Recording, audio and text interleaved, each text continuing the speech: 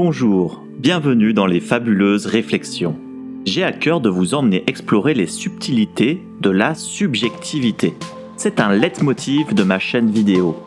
Je veux m'assurer de vous faire prendre conscience du caractère primordial de la subjectivité dans les réflexions et les prises de décision. Que vous ayez posé à plat une situation ou réagi spontanément, tout ce que vous utilisez pour penser et agir a été préalablement intériorisé par la captation des sens et mêlé à votre esprit qui est différent de celui des autres. Nous vivons tous, à chaque instant, la subjectivité. Ces phrases ont l'air profondes, pourtant je n'ai fait qu'enfoncer des portes, des fenêtres et des portes-fenêtres déjà ouvertes. Vous avez probablement déjà entendu ces phrases banales. Chacun son avis. C'est pas grave, tu ne pouvais pas savoir. Ah, mais c'est de ça que tu parlais ? J'avais compris autre chose. Chacun voit midi à sa porte, c'est l'évidence. Et pourtant, on oublie trop facilement que la subjectivité est un fait permanent qui crée un contexte à l'origine de désagréments, de nombreuses discordes et de croyances dangereuses. À quand remonte la dernière prise de bec avec une personne que vous pensiez raisonnable ? Autour d'un problème parfaitement compris par vous et votre interlocuteur, vous restez bouche bée devant sa prise de position totalement divergente. Est-ce que des opposants politiques ne pourraient pas vouloir la même chose au fond ? Et si les différences sont profondes et inébranlables, n'est-il pas mieux d'admettre que l'opposant est légitime dans le cadre de sa subjectivité ? Cela reviendrait à admettre qu'il est intelligent, mais qu'il a un point de vue qui fausse ses conclusions. Alors l'objectif d'un débat reviendrait à le convaincre des faits qu'il ignore, plutôt qu'à le combattre. Ce serait logique de se faire comprendre de ses opposants, étant donné que les projets politiques sont censés s'appliquer à l'ensemble de la société. Au lieu de cela, les débatteurs campent leur position, comme si leur vision subjective de la réalité était admise par tous, et ils tentent de faire passer l'opposant pour quelqu'un d'illogique. S'il est nécessaire qu'il y ait des règles strictes pour empêcher les manifestations subjectives qui portent atteinte à l'intégrité des personnes, il est quand même avantageux de toujours considérer que les autres sont logiques vis-à-vis de leur point de vue. On n'apporte pas de solution globale en décrétant que l'autre est bête ou méchant. Ce conseil est hautement valable aussi pour les amateurs de science et de scepticisme. L'existence de la subjectivité est la raison même de la nécessité de méthode. Je crois que l'initiation au concept de la subjectivité et du rapport de l'esprit au réel est un axe essentiel et majeur de la lutte contre les pseudosciences, mais qu'il est largement sous-estimé. Il est temps maintenant de vous raconter une histoire. Vous allez découvrir une illustration parfaite de la barrière que constitue la subjectivité. Dans cette fable, pas de fantaisie, pas de science-fiction, nous allons rester terre à terre. Il s'agit d'une simple anecdote de notre cher citoyen sceptique prénommé Jordan. Anecdote. Il était une fois un jeune homme qui s'appelait Jordan. Il était friand d'informations alarmantes et il s'inquiétait d'un hypothétique réseau d'hommes de pouvoir qui manigancent dans l'ombre. À part cela, rien d'exceptionnel. Et même, ces croyances ne sont pas si rares. Elles existent à des degrés divers dans la population. Il travaillait pour une grande société. Il eut la chance de participer à une formation d'1 an où des professeurs et des journalistes venaient donner différents cours. Un jour, une intervenante est venue démontrer que les mots qu'on dit, même si on les perçoit d'une certaine manière, assez précise, limpide, ne seront pas perçus de la même manière par une personne en face. Jordan avait observé depuis longtemps que les gens avaient souvent des malentendus et des désaccords, mais il n'avait jamais vraiment pris le temps de comprendre pourquoi. Elle posa une question simple. « Pour vous, c'est quoi un grand jardin ?» Et tout le monde répondit chacun son tour. « Ben moi, c'est 20 mètres carrés.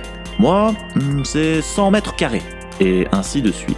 Elle conclut en disant « Eh bien, vous voyez quand vous dites à quelqu'un « Ah, c'était un grand jardin » ou « C'était une grande piscine ?» Si votre interlocuteur n'était pas avec vous au moment où vous avez vu ça, il peut s'imaginer tout et n'importe quoi. C'est pour cela qu'il faut être précis dans ce que vous dites. Même si les gens utilisent les mêmes mots, ils peuvent avoir des images mentales très différentes dans leur tête.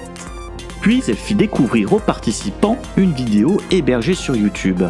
Elle expliquait quelques biais cognitifs. Un biais cognitif est une déviation systématique de la pensée.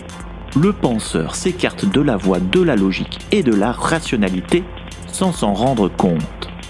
En fonction de la sensibilité au biais de chacun, il peut amener deux personnes disposant des mêmes informations à conclure différemment, voire à conduire les deux personnes à la même conclusion fondamentalement illogique ou erronée. Cette faculté à s'éloigner de la réalité par la réflexion n'est pas la conséquence d'un manque d'intelligence. Les quiproquos arrivent même entre personnes bienveillantes et intelligentes. L'étude des biais cognitifs fait l'objet de nombreux travaux en psychologie et dans les sciences cognitives. En conclusion, que ce soit par la différence de vécu et du niveau d'information, ou par la conception même des êtres humains, les gens adoptent une représentation personnelle de la réalité. C'est la subjectivité. La démonstration du jardin fut percutante. Le jeune homme est rentré chez lui ce jour-là avec beaucoup de questions en tête. Il s'assit à son bureau et découvrit d'autres vidéos de La Tronche en biais. Et, de fil en aiguille, il tomba sur d'autres chaînes. Ce fut le moment précis où il découvrit le scepticisme scientifique. Une anecdote. Tiens, je vais t'en raconter une vite fait. Vraiment là où, à partir du moment où j'ai découvert pourquoi j'ai découvert le scepticisme, comment ça s'est passé. C'est là vraiment que ça a commencé et que ça a été un gros déclic au final, ouais, c'est là.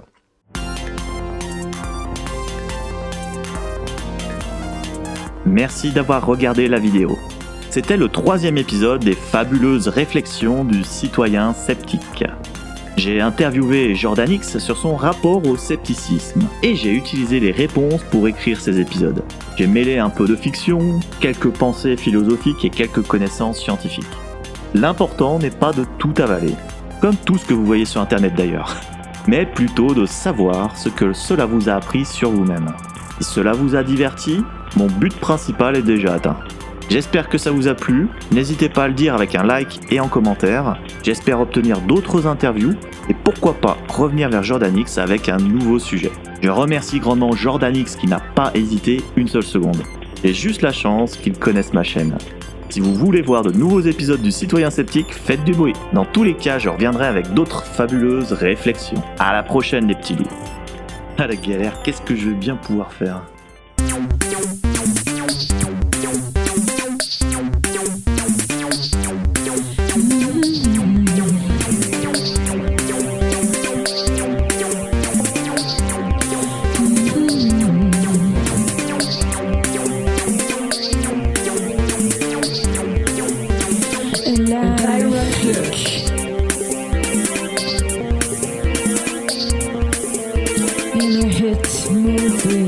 Same question in the bathroom as in the cold localized,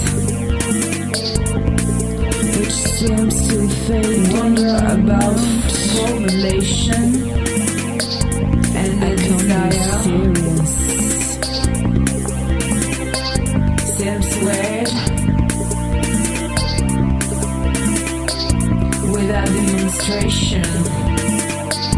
When the surprise filtering someone